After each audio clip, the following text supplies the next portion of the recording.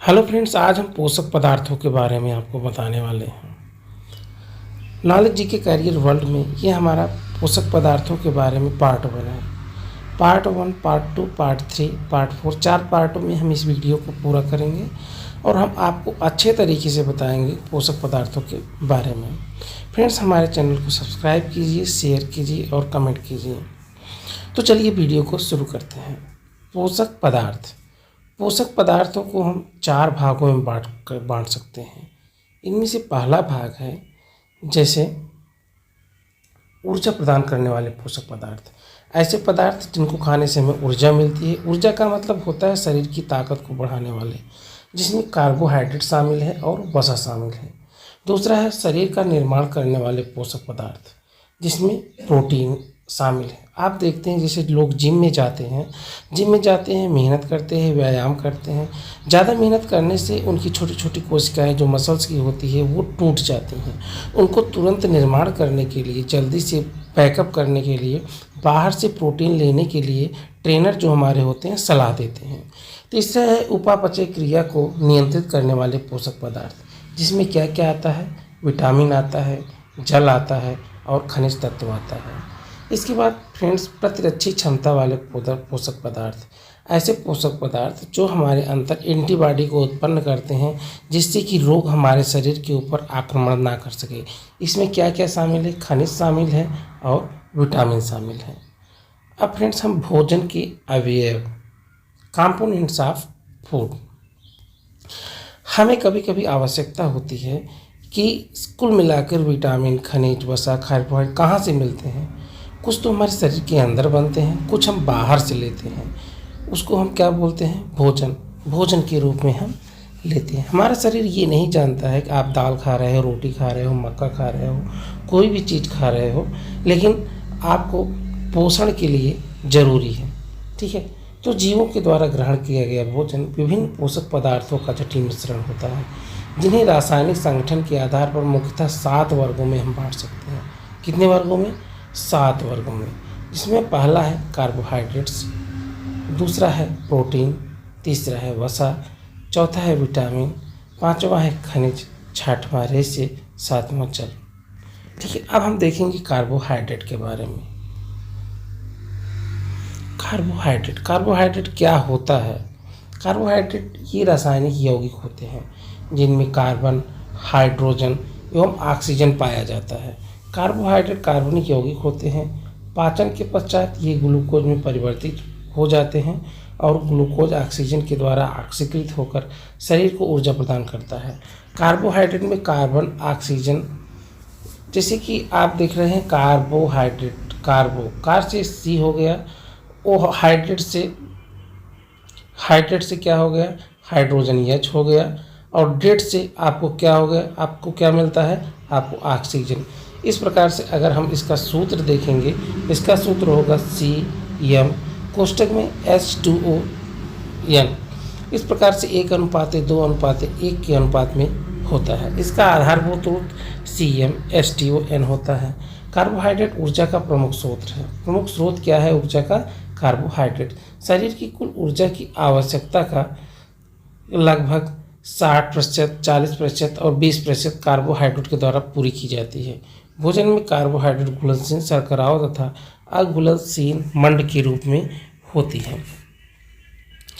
आगे फ्रेंड्स देखते हैं, ग्राम ग्लूकोज की पूर्ण ऑक्सीजन में, मतलब 1 ग्राम में, इसका मतलब क्या है? 1 ग्राम में ग्लूकोज की पूर्ण ऑक्सीजन को 4.2 किलो कैलोरी ऊर्जा मिलती है। ठीक है, कार्बोहाइड्रेट के स्रोत क्या है फ्रेंड्स? ये अक्सर जो है एग्जाम में पूछ लिया जाता है कि कार्बोहाइड्रेट के स्रोत क्या है? सोर्सेज हैं गेहूँ, चावल, मक्का, ज्वार, बाजरा, जौ, शक्कर, गुड़, शहद, सूखे फल, अंजीर, दूध, पके फल, आलू, शकरकंद, चुकंदर, रसीले फल, गन्ना, सलजम, केला, मांस। ये सब क्या है? कार्बोहाइड्रेट के स्रोत हैं। आगे फ्रेंड्स हम देखेंगे, अब हम देखेंगे कार्बोहाइड्रेट के प्रकार। कार्बोहाइड्रेट कितने प्रकार के होते हैं? कार्बोहाइड्रेट 3 प्रकार के होते हैं, जैसे एक मोनोसैकेराइड, डाइसैकेराइड और पॉलीसैकेराइड। मोनोसैकेराइड भी 4 प्रकार के होते हैं, जिसमें ट्राइओज, टेट्रोज, पेंटोज और हेक्सोज। इस प्रकार से मोनोसैकेराइड 4 प्रकार के होते हैं। अच्छा, मोनोसैकेराइड, डाइसैकेराइड और पॉलीसैकेराइड में अंतर क्या होता है? मोनोसैकेराइड में शर्करा के सिर्फ एक ही अणु पाए जाते हैं, डाइसैकेराइड में 2 अणु पाए जाते हैं, जबकि पॉलीसैकेराइड में बहुत से हजारों अणु जो है कि शर्करा के पाए जाते हैं। शर्करा होता क्या? शर्करा का मतलब ये होता है चीनी, कोई भी मीठा पदार्थ, चीनी, शक्कर, गुड़, शहद, कोई भी चीज़ ले लो, किसी न किसी रूप में पाया जाता है, उसको हम क्या कहते हैं? सैकेराइड कहते हैं। ठीक है, तो कार्बोहाइड्रेट के प्रकार कितने होते हैं हमने बताया, मोनोसैकेराइड, डाइसैकेराइड और पॉलीसैकेराइड। और मोनोसैकेराइड 4 प्रकार के होते हैं, टेंट्रोज, टेट्रोज, पेंटोज और हेक्सोज। अब हम सबसे पहले देखते हैं मोनोसैकेराइड। ये सैकेराइड क्या होते हैं? मोनोसैकेराइड यह एकलक इकाई, जैसे हमने बताया कि मोनोसैकेराइड में सिर्फ एक ही यूनिट होता है, ये एक ही यूनिट से निर्मित होते हैं। इनका जल अपघटन नहीं किया जा सकता है। ये रंगहीन होते हैं, जल में घुलनशील होते हैं एवं क्रिस्टलीय होते हैं। ये सभी कार्बोहाइड्रेट में सर्वाधिक सरल होते हैं। सर्वाधिक सरल का मतलब इसमें एक ही अणु होता है, तो ये सरल होंगे ही। कार्बन अणुओं की संख्या के आधार पर मोनोसैकेराइड को 3 प्रकार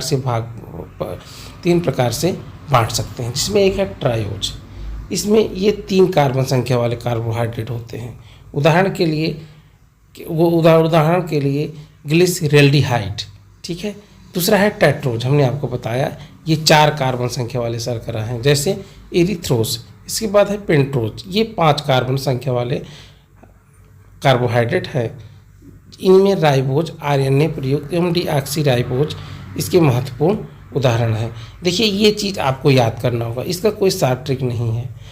ठीक है, जैसे कि हमने आपको बताया हेक्सोज, ग्लूकोज, फ्रक्टोज और ग्लैक्टोज हेक्सोज के उदाहरण। ठीक है, ये तीनों चीज़ आपसे पूछ लिया जाएगा हेक्सोज के क्या उदाहरण है, तो आपको याद रखना पड़ेगा। ग्लूकोज, फ्रक्टोज और लैक्टोज ये हेक्सोज के उदाहरण हैं। रक्त में ग्लूकोज की मात्रा सदैव बराबर होने के कारण इसमें ईंधन पदार्थ एवं रक्त शर्करा कहा जाता है। अब हम डी ग्लूकोज के बारे में बात करेंगे। जीवों में सर्वाधिक पाई जाने वाली शर्करा है क्या है? D glucose. ठीक है, ऊर्जा के लिए मुख्यतः इसी का ऑक्सीकरण होता है।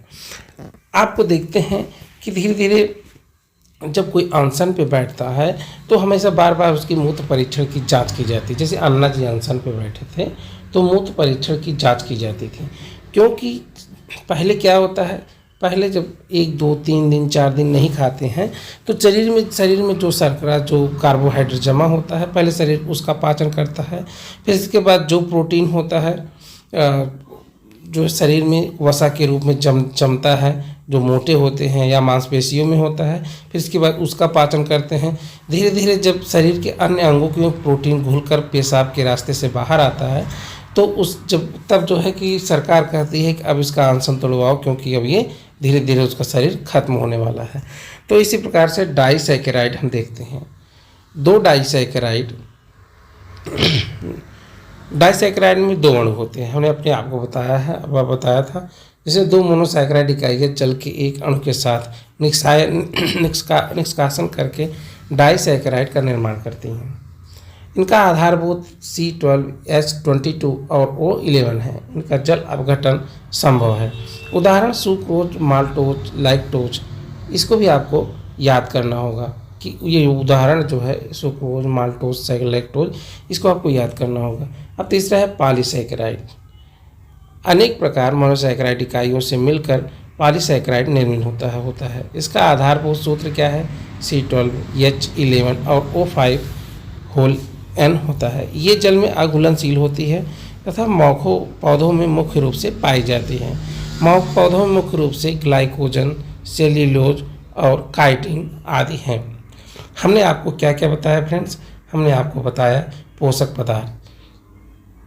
पोषक पदार्थ हमने आपको 4 प्रकार के बताएं।